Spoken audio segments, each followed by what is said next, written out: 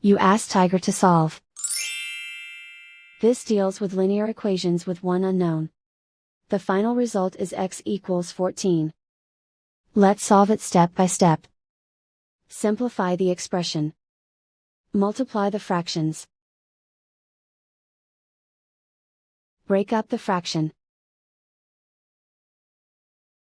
Simplify the fraction. Find the greatest common factor of the numerator and denominator. Factor out and cancel the greatest common factor. Simplify the arithmetic. Swap sides.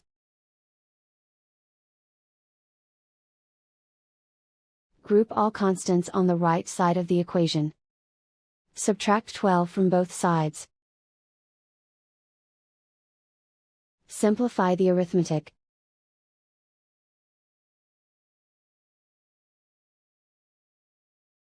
Isolate the x.